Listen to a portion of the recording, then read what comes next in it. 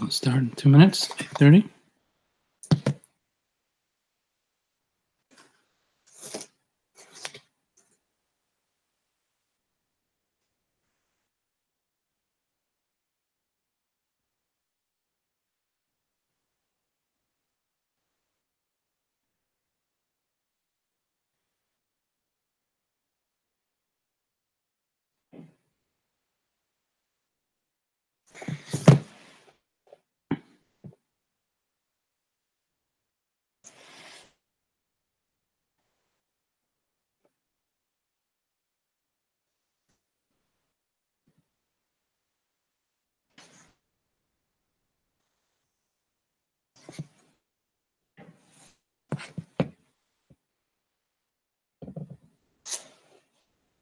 Okay, we'll start 1 minute.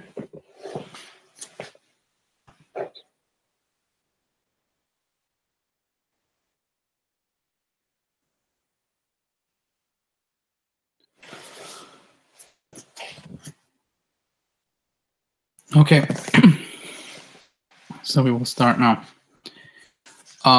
So in honor of Yud Shvat, will still be a part about the Parsha, bite-sized part about the Parsha and Tanya and so on, but we will see how it's all also connected to Yud Shvat, which is the yard site of the previous Rebbe and also the day that the Rebbe became Rebbe and assumed leadership over Chabad Lubavitch. In the end of this week's Parsha, after we talk about the splitting of the sea and so on, the Jews go and they fight with Amalek. It says Amalek came and attacked them, and the example given is like there's a hot tub of water. Nobody wants to touch the Jews. They just came out of Egypt. But you need just one guy to jump in, and it cools it off for everyone else. And once Amalek came and started fighting with the Jews, so other people also came and fought with the Jews. It says when the Jews fought with Amalek, so Moshe, Aaron, and Hor went up into a mountain. And when Moshe's arms were up, the Jews were winning. And when his arms were down, so the Jews weren't winning. And the questions asked, if Moshe knew that when his arms are down, the Jews are going to be losing, why would he put them down? Obviously, it says that they got weakened, so they had to put rocks under it to hold it up. But still, he should have thought about it before. What is this? What is this concept?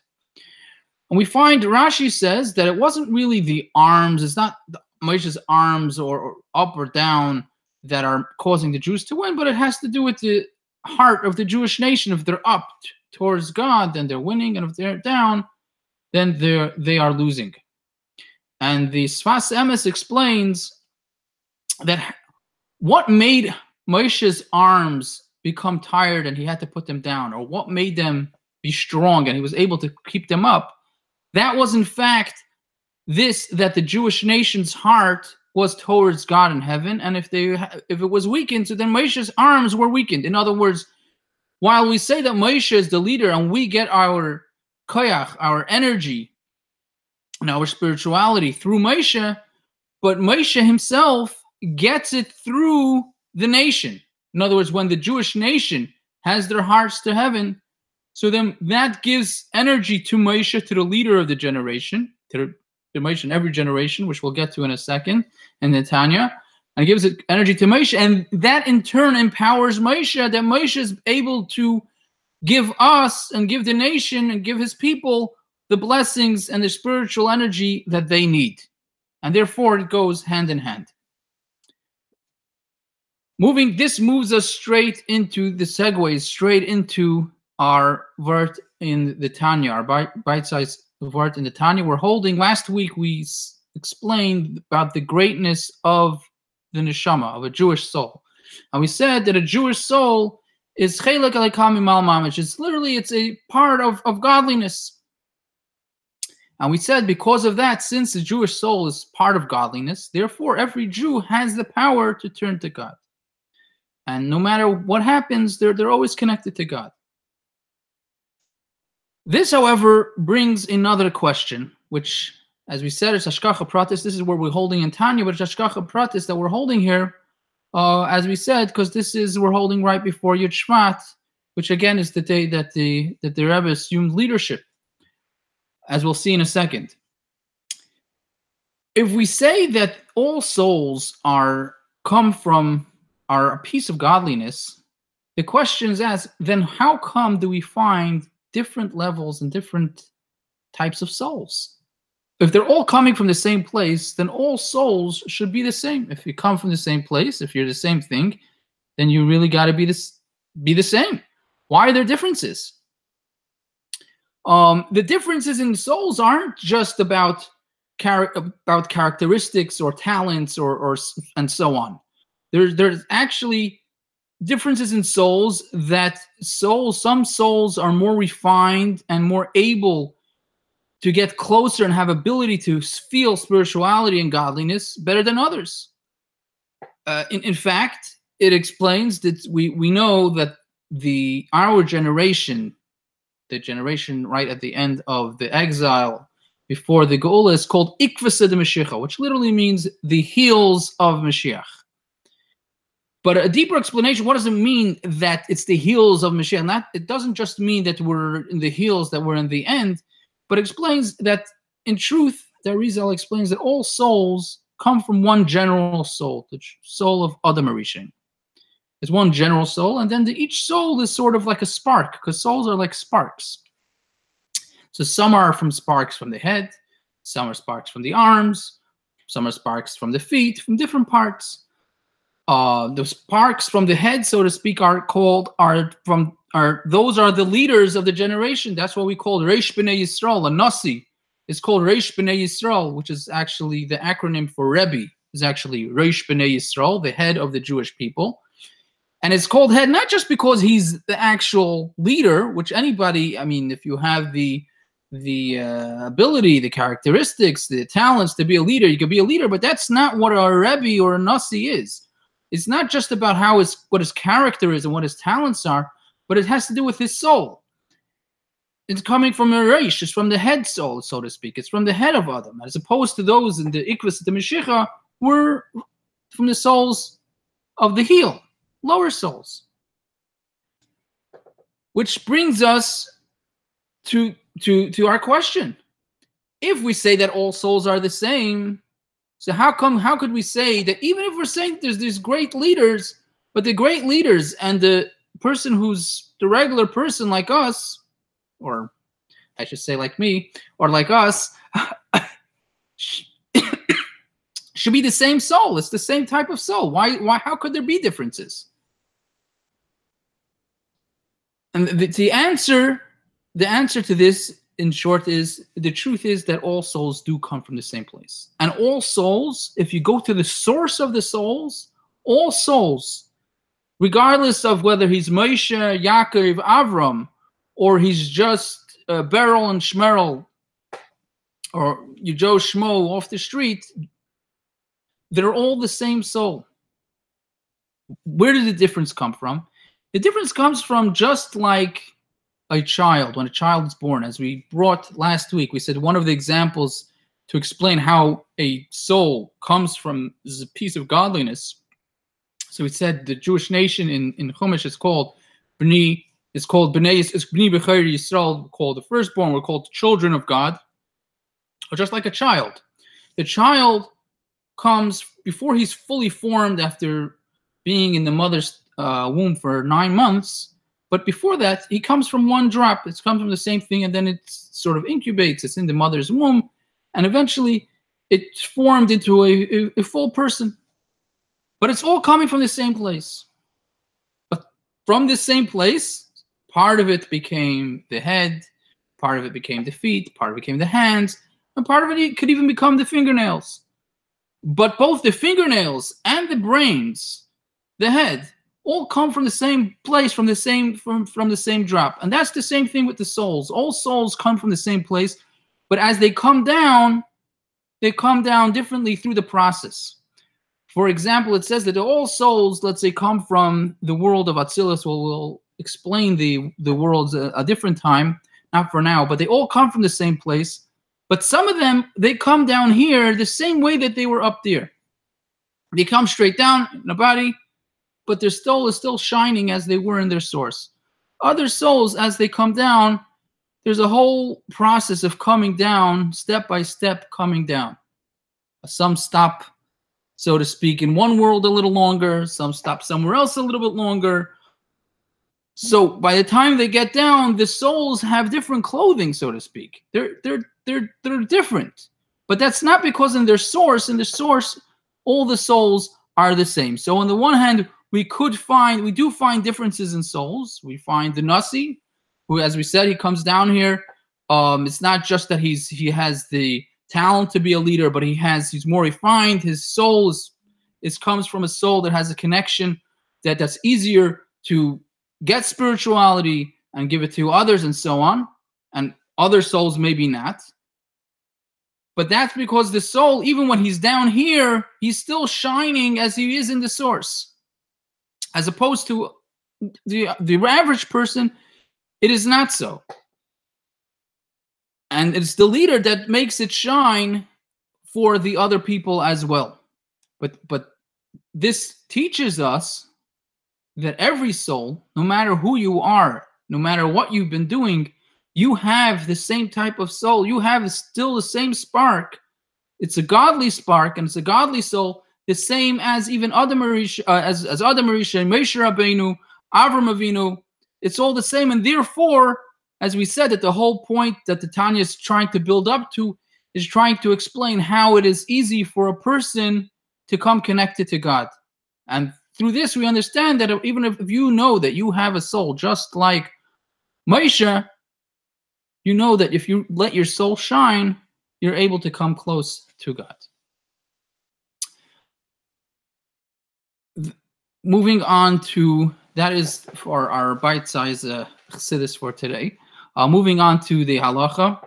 So this halacha, it actually is probably more common over here than where people are used to davening. This has to do with davening and saying brachas. Over here, in Nusach Ashkenaz, the custom is that you come to shul and you say brachas is said in shul. However, we know that our Nusach, according to us, we say brachas before we come to shul,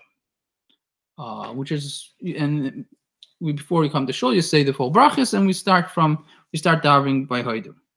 Now the question is, if you come to shul, let's say you started davening, and then you realize that you forgot to say brachas. I mean, this has to do with, regardless of which nusach you daven, it's just with some nuschayos, it could be easier for this to happen than for others. But let's say you started davening, and then you realize, or you finished davening, and you realize you didn't say brachas. What do you do? So, in short, most of the brachas, if you realized after davening that you didn't say brachas, so you say it after davening. It's supposed to be said before, but if you didn't say it before, you say it after. There is, however, two exceptions.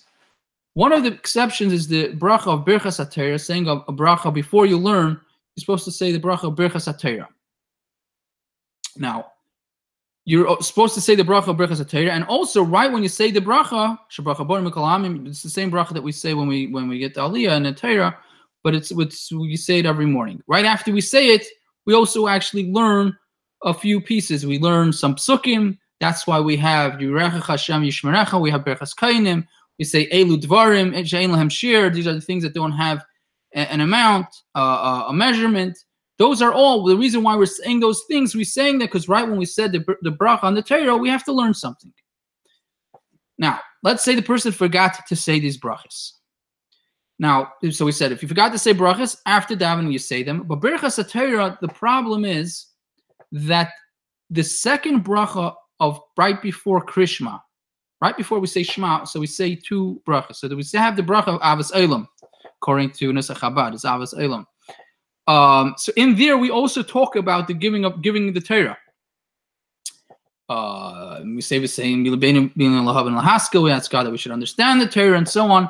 And that, in a certain sense, is considered as if you have already said, that's considered, according to some, Birchas HaTorah, saying the bracha on Torah Avos Elam is Birchas HaTorah. So if you didn't say Birchas HaTorah and you said Avos Elam, you already fulfilled saying the bracha on the Torah. And therefore you would not repeat it after davening. Another exception is we say Lakai Neshama. We thank God for the Neshama that that He gave us, right in the beginning of brachas we say that. According to some opinions, even though the halacha is not like that, but according to some opinions, the bracha of Mechayim Mesim that we say in Shemona Esrei is also the same thing. We're talking about God returning and giving the soul. So that could also be the same idea as a Lakai Neshama, and therefore you could have a question of whether you should repeat this blessing if you're already daven. If you're already daven, you don't say Birchas HaTorah again, because you already said it right before Krishma. Lakai Neshama could be a question that you would have to say it, and therefore it's advised that you should have in mind, if you realize in the middle of Shemona Esrei, you should have in mind that you're not fulfilling your obligation with Chaim Mesim. But let's say you reminded yourself in the middle of davening. There is a solution. If you reminded yourself in the middle of davening, then you can say these two brachas, Birchas HaTorah, regular Birchas HaTorah, and Lakai Neshama. You say it after Yishtabach, right before the bracha of Yetzer, you say the bracha, because that is the best place to make any interruptions that a person wants to make or needs to make for a mitzvah, for example, put on film, whatever it is. You can make it the interruption there, and therefore you would make the blessing there. So in short, if you realize that you forgot to make the brachas, say brachas after davening, so you say them all except for Birchas HaTorah. If you realized before, middle of davening, but let's say before, middle of Psukei de Zimra, so then between Yishtabach and the bracha of Yetzer, meaning right before Baruch Hu, that part where normally you would say Kaddish, you would say over there Birchas HaTorah and Lakai Neshama. So just to recap everything from the beginning, we said first we started with the vert. The vert was about Moshe. We said that his hands were weak, and then the Jews would be losing. If his hands were up and strong, so the Jews would be winning. And we explained that what caused his hands to be weak or to be strong was, as Rashi explains, that if their heart was to Hashem, then his hands were strong. If their heart wasn't to Hashem, then their hands were weak. And we said that the truth is that these two things are connected.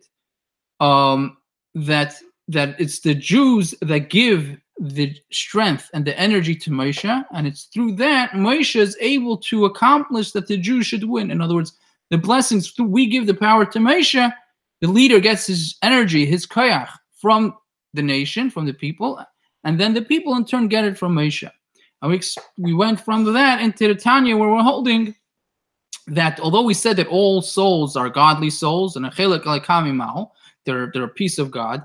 So we asked, if so, how could there be differences? How could there be some souls that we say they're the leaders, Reish B'nai Yisrael, Rebbe, which stands for that they're the head, and others we say they're Ikvis of the Mashiach, where we say the reason why it was called the heels of Mashiach is not just because of time, where we're the end, the body, but actually it also has to do with the levels of the soul. How could there be different levels? So we explained that in truth, all souls come from the same place, but it's a matter of how they come down here, how many stops they take while they're coming down, how they're enclosed once they get down here. Just like a body, a child, the whole entire child came from one drop, both the head and the fingernails. Nevertheless, part of it became the head and part of it became the fingernails. But in essence, they're all from the same place, the same thing. And then we brought the halacha. We said the halacha is that if you forgot brachas, so then after davening, you say all the brachas besides the bracha of the Torah.